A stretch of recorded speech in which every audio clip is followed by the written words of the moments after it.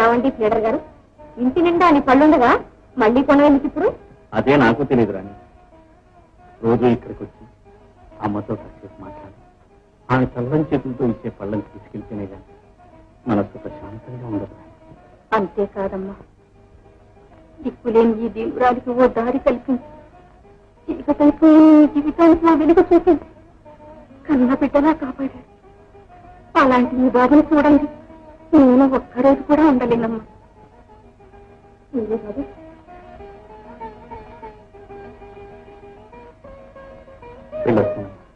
వెళ్ళిరా బాబు.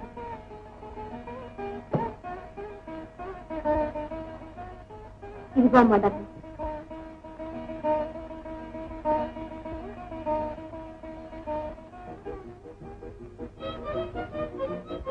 కామాక్షి, ఎందుకండి ఇప్పుడు దాకా పిల్లలతో నిద్ర లేకొచ్చాను, ఇప్పుడు మీతో కావాలి. నూటపదారు చూసావా ఇంట్లో మన పవర్? ఏమిటి? ఏమి లేదు, ఆ 116కి కాస్త దాహంగా ఉందట, మధ్య మీద తేట తెచ్చిపెట్టాను. మధ్య మీద తేట? వట్టి మంచి అయితే బాగుండదురా నాయన.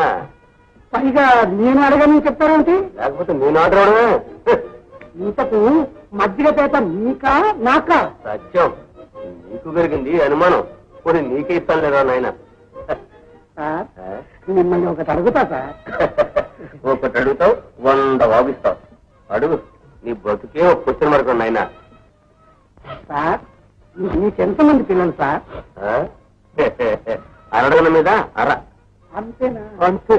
ఏం పేర్లు పెట్టారు సార్? అదేరే నాయన నేను చెప్పేది. మా 8 మందికి పేర్లు పెట్టడంలో ప్రపంచంలో ఉన్న దేవుడి పేర్లు అన్నీ అయిపోయాయి. బుక్కుని 9 పుట్టాడు. వాడికి పేరు ఎక్కడా దొరక్క అరే నాయన నెంబర్ 9 అన్నాను. మంచి పని చెప్పారు. ఈ 8 మంది పిల్లలకి పేర్లు జ్ఞాపకం రాక వాళ్ళకు కూడా నెంబర్ సిస్టమే ధరించారు.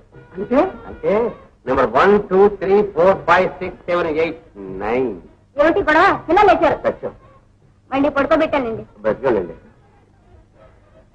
నా దుంప దింపడానికి కాకపోతే బయట చలిగా ఉంటే ఇప్పుడు మధ్యగా ఎందుకు సార్? అందుకే ఇలాగే ఇవ్వండి సార్. ఒకసారి నేను ప్రయత్నం. మంచిది, వెళ్ళరా. అరే నాయనా, సార్? గ్లాసు ఇచ్చి వెళ్ళరా. నిన్న మనం చేసిన గెలభ వల్ల మా నాటకం లైసెన్స్ రద్దయిపోతుంది అనుకున్నాం తెలుసా? ఏం చేయనండి, అన్యాయంగా పోలీసులు తరుపుకొస్తే తప్పించుకోవడానికి అలా చేయవలసి వచ్చింది. ఆకన్నా అలా చెట్టు చేసావు గానీ నీ పాట నీ యాక్టింగ్ భలే గొప్పగా ఉన్నాయి. అయ్యా, పోనీ నువ్వు మాతోని ఉండిపోకూడదు. మరి పోలీసు వాళ్ళు? ఆడవేషం ఎత్తు ఉండు. అలాగేనండి, మీ ఇష్టం వచ్చిన వేషం. ఇప్పుడు చూడు, నువ్వు బయటికి వెళ్ళినప్పుడు కూడా ఆడవేషంతో వెళ్తుండు, ఎందుకైనా మంచిది. అలాగే సార్. మొబైల్ ఎవరైనా పెట్టబట్టి మేము లేవటయ్యా.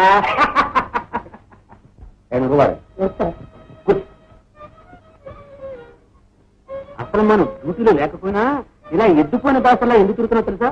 ఎద్దుపోతుంది సార్. కరెక్ట్. అర్ధరాత్రి కూడా ఎద్దు ఎందుకు సార్? శుద్ధం ముద్దా.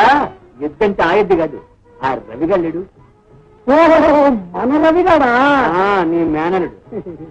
ఆ రవిగాడున్నాడే, వాడు కాకిగూడు చూసాడా, కాకిలకు తూరుమంటాడు. అందుకే మనం ఇలా మధ్యలో పోయి వాడిని ఈజీగా హ్యాండ్స్ అప్ హ్యాండ్స్ అప్.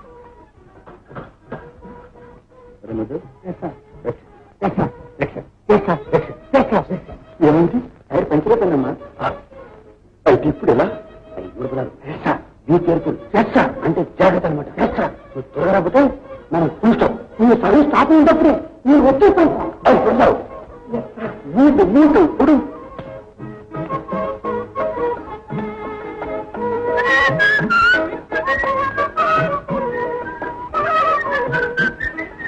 ఏం పిల్ల,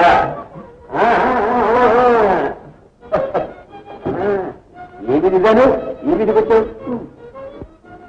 పొడుచు పిల్ల కంటపడితే చాలు, ఈ మొగాళ్ళకి గౌరవం.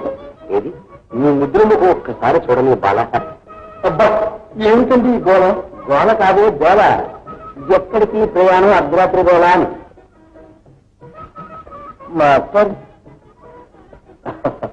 పాపం దారి తప్పుతాము. దగ్గరుండి నీ దిగబడతారా? నువ్వు ఒంటరిగా వెళ్తే ఏ తోటలో నీ వంటపడి అంతా పోవచ్చు. ఇప్పుడు గంటగా వస్తాను. నిన్న గంట కనబడితే నీ ఇంటికి చేరుస్తా.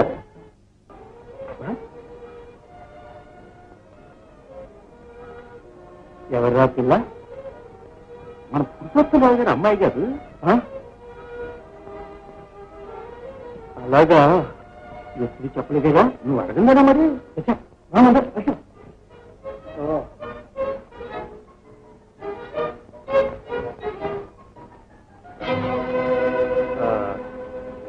పురుషోత్తం గారు, ఇంకా మా సంగతి మీకు పూర్తిగా తెలియదన్నమాట. ఇంతవరకు మనకు ఎదురు తిరిగి సమాధానం చెప్పిన వాళ్ళు లేరు, ఉంటే వాళ్ళని మేము క్షమించింది లేదు. తెలిసిందా? చూడండి, ఏదైనా సరే నేను అడిగిన వెంటనే అవునన్నారండి.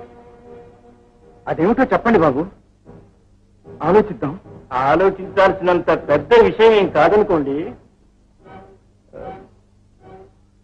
మీ అమ్మాయి రాణిని మా రాణిగా ఉంచుకుందామని నిశ్చయించాం. మా అమ్మాయినా? నాగేశ్వరరావు గారు, నేను ఎవరనుకుంటున్నారు? నా దగ్గర గుమాస్తామనుకుంటున్నాను. ధర్మానికి నేను ఇచ్చే 4 డబ్బులతో కాలం గడిపే నికృష్ట మానవుడు అనుకుంటున్నాను. డబ్బు డబ్బు నాకు కాదు ఇచ్చేది, నా కష్టానికి. నాగేశ్వరరావు గారు, డబ్బుకు పేదవాళ్ళమైనా గుణానికి మాత్రం పేదవాళ్ళం కాదు. మానం, మర్యాద, నీతి, న్యాయం మీకోటి వాళ్ళకంటే మేమే బాగా కాపాడుకుంటున్నాం. కాస్త తెలుసుకోండి. మీ కోపం కూడా ఉంది. మిస్టర్ పురుషోత్తం, నేను చెప్పినట్టు విన్నావా? నువ్వు నీ కూతురు సుఖిస్తాను, లేదా దుఃఖిస్తాను. అంతేగా మీరు అనేది? కాని పనులు చేసి కలకాలం సిరి సంపదలతో తొలతూగే కంటే కష్టపడి న్యాయజ్ఞతో కాలం గడపడం దుఃఖమైనా మాబోటి పేదవాడు కాదే ఆనందాన్ని ఇస్తుంది. బెదిరించినంత మాత్రాన తిరిగి పొందనని మీరు చెప్పే నీతిమైన పనులు నా జీవితంలో ఎన్నడూ జరగలేదు. జరిగిస్తాం. మీ తరం కాదు. ఏ తండ్రి తన కన్న కూతురు ఒక తాగుబోతు ఉంపుడు గట్టిగా ఉండమని ప్రోత్సహించలేదు. నిజంగా నీలో మానవత్వమే ఉంటే ఇలాంటి నీతిమైన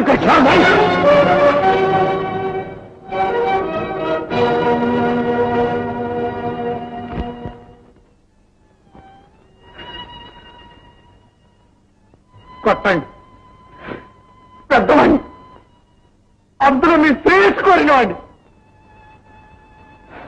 భగవంతుడు అంటూ ఉంటే ఈ డబ్బు మరో రూపంలో నీకు తగలకపోతాడా? నిన్ను డిస్మిస్ చేశాం.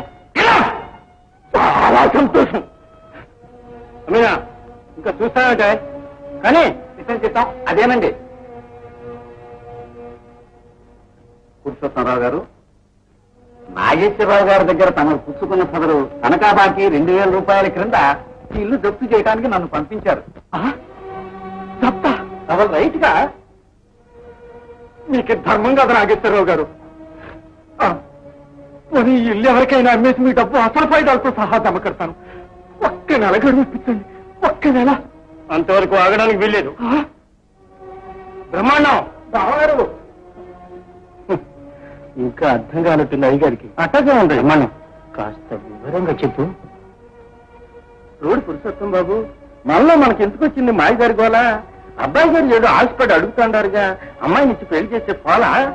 ఏమిటి పెళ్ళా? తెలిసింది. అయ్యో, ఈ విధంగా నన్ను అరకట్టులో పెట్టి అలవాటు చేస్తే మీ ఆట సాగుతుందనుకున్నారా? నాగేశ్వరరావు గారు, మా అమ్మాయి పెళ్లి విషయం నేను ఇప్పుడే నిర్ణయించుకున్నాను. ఆమె కోరితే నీతిగల పేదవారైనా సరే సంతోషంగా పెళ్లి చేస్తాను. అంతేగాని డబ్బుందనే డబ్బుతో మీలాంటి గొప్పవాళ్ళు లక్షలాసి చూపించినా సరే మేము లక్ష్యించేది. మీ చేతలేంది చేసుకోండి. వెళ్ళండి. నోరు మోయి. ఆగండి నాగేశ్వరరావు గారు. నాగేశ్వరరావు గారు. అమ్మా బ్రహ్మాణం బాగారు. ఎవడి కథానాయకుడు? ఇంకెవరు? ఆ హీరోయిన్ గారి వీరో. అదే కథ. అమీనా, ఇంకా చూస్తావేట? వెంటనే దప్పి జరిపించు. జరిపించడానికి వీల్లేదు. ఎందుకు వీల్లేదు? అమీనా గారు. అయ్యా, ఎంతండి పురుషోత్తమరావు గారు బాకీ? 2350 రూపాయలండి. ఓహో, సరే, ఇదిగో 3000. మిగతా చిల్లర రసీదు మా గుమస్తా గారి చేతికి పంపండి. ఇస్తాం. మా ఐదారు మంచిగా ఐడియా వేసాడే. వీడియో వెళ్ళేస్తా.